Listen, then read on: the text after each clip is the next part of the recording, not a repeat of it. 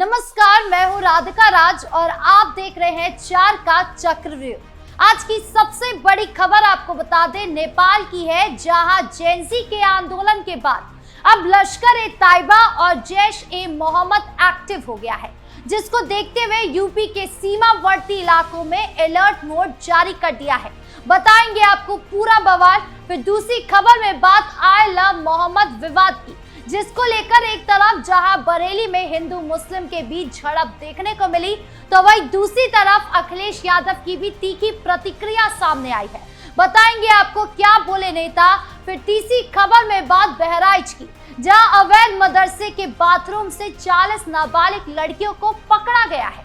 छापेमारी के बाद ये सवाल उठ रहा है कि आखिर 40 नाबालिग लड़कियां बाथरूम में क्यों बंद थी और ये देर रात तक मदरसे में क्यों रोकी जाती थी। बताएंगे आपको कैसे एक छापेमारी ने बड़ा पर्दाफाश कर दिया है। और फिर चौथी खबर में बात यूपी एसटीएफ की, जिन्होंने 2 लाख के इनामी बदमाश को धर दबोचा, जिससे पूरे इलाके में हड़कंप मच गया। बताएंगे आपको पूरा मामला। तो चलिए शुरू करते हैं 4 का चक्रव्यूह। सबसे पहले बात करते हैं उस खबर की जो सीमा पार से आ रही है और भारत के लिए खतरे की घंटी बजा रही है। नेपाल हमारा पड़ोसी देश, जो हमेशा से शांति और संस्कृति का प्रतीक रहा है, पिछले कुछ दिनों से अहिंसा की चपेट में आ रहा है। और इसी बीच अब आतंकी संगठनों ने भी नेपाल पर हल्ला बोल दिया है। जी हां, लश्कर-ए-तैयबा और जैश-ए-मोहम्मद जैसे खूंखार आतंकी संगठनों ने नेपाल में अपनी गतिविधियां तेज कर दी है। और ये सब शुरू हुआ है जेनजी आंदोलन के बाद। एक ऐसा आंदोलन जो सामाजिक और राजनीतिक बदलाव की मांग को लेकर शुरू हुआ, लेकिन अब खुफिया एजेंसियों को शक है कि इस आंदोलन का फायदा उठाकर आतंकी संगठन नेपाल की जमीन को भारत के खिलाफ साजिश रचने के लिए इस्तेमाल कर रहे हैं। खासकर भारत नेपाल सीमा से सटे इलाकों में घुसपैठ की कोशिशें बढ़ गई है। पूर्वी आईबी अधिकारी संतोष सिंह ने बताया कि फरवरी 2025 से ही नेपाल में कुछ संदिग्ध गतिविधियां देखी जा रही। तबलीग उल इस्लाम की ओर से सुनसरी में आयोजित एक जलसे में पाकिस्तान और बांग्लादेशी संदिग्धों का जमावड़ा देखा गया। नेपाल के पूर्व सांसद अभिषेक प्रताप शाह का कहना है कि आतंकी संगठन नेपाल में भारत विरोधी माहौल बनाने की कोशिश में है। इसका असर उत्तर प्रदेश के सीमावर्ती इलाके जैसे लखीमपुर खीरी और बहराइच में भी देखने को मिल रहा है। यूपी पुलिस और सुरक्षा एजेंसियां हाई अलर्ट पर है। सीमा पर चौकसी बढ़ा दी गई है और हर आने जाने वाले पर नजर रखी जा रही है। लेकिन सवाल यह है कि क्या नेपाल अब आतंक का नया अड्डा बनने जा रहा है, और अगर ऐसा है तो भारत इस खतरे से कैसे निपटेगा? क्या सीएम योगी की फोर्स ऐसे संगठन से निपट पाएगी? ये खबर सिर्फ एक खबर नहीं बल्कि एक चेतावनी है। नेपाल में बढ़ती आतंकी गतिविधियां भारत के लिए एक बड़ा खतरा बन सकती है, और अगर समय रहते इस पर काबू नहीं पाया गया तो इसका असर न सिर्फ सीमावर्ती इलाकों पर पड़ेगा बल्कि पूरे देश पर पड़ सकता है। अब आते हैं दूसरी खबर पर, जो उत्तर प्रदेश के बरेली से है, जिसने पूरे राज्य में हलचल मचा दी है। आई लव मोहम्मद को लेकर चल रहा विवाद थमने का नाम नहीं ले रहा है, और इसी बीच पोस्टर को लेकर बरेली में हिंदू मुस्लिम समुदाय के बीच तनाव की स्थिति बन गई है। हुआ क्या? दरअसल बरेली में कुछ जगहों पर आई लव मोहम्मद लिखे पोस्टर लगाए गए थे। इन पोस्टरों पर क्रिकेट की गेंद लगने की घटना में आग में घी डालने का काम किया। बस फिर क्या था, देखते ही देखते दोनों समुदाय के बीच तनातनी शुरू हो गई। स्थानीय लोगों का कहना है कि ये पोस्टर जानबूझकर लगाए गए थे ताकि माहौल खराब किया जा सके। कुछ लोगों ने इसे धार्मिक भावनाएं भड़काने की साजिश करार दिया। इस घटना ने इतना तूल पकड़ा कि पुलिस को बीच में आना पड़ा। आगरा के मंटौला इलाके में भी इस विवाद की आग फैल गई। वहां भी पुलिस को अलर्ट मोड में आना पड़ा। लेकिन इस पूरे मामले में सबसे ज्यादा चर्चा में आए समाजवादी पार्टी के मुखिया अखिलेश यादव। अखिलेश ने इस विवाद पर तीखी प्रतिक्रिया दी और बीजेपी पर जमकर निशाना साधा। अखिलेश यादव ने आई लव मोहम्मद विवाद पर कहा कि ये बहुत सेंसिटिव मामला है। पूर्व सीएम अखिलेश यादव ने कहा कि हमें इसकी जड़ देखनी चाहिए। आजकल पुलिस अपहरण कर रही है। अपराधी पुलिस और बीजेपी एक है, ये तिगड़ी एक है।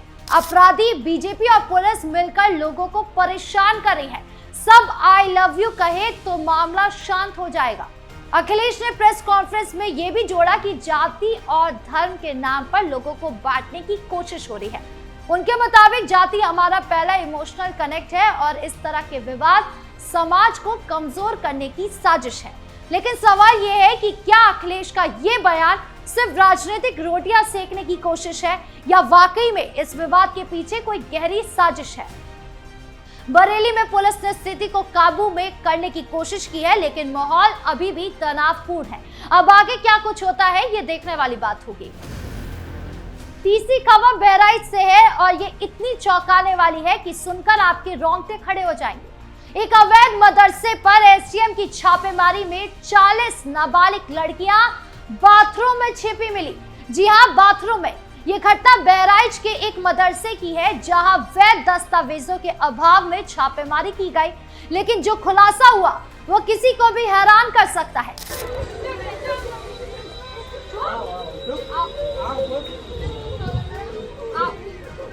इसको खोलो, देखो घर तक खुलवा खुलवा, देखो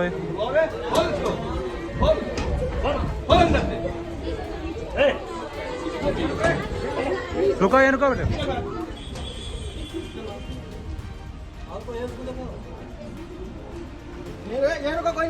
ये रुको।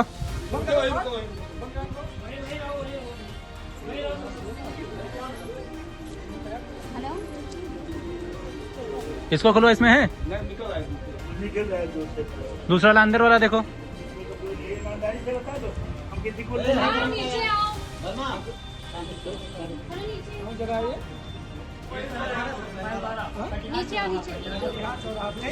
अभी रुको, सब लोग रुको।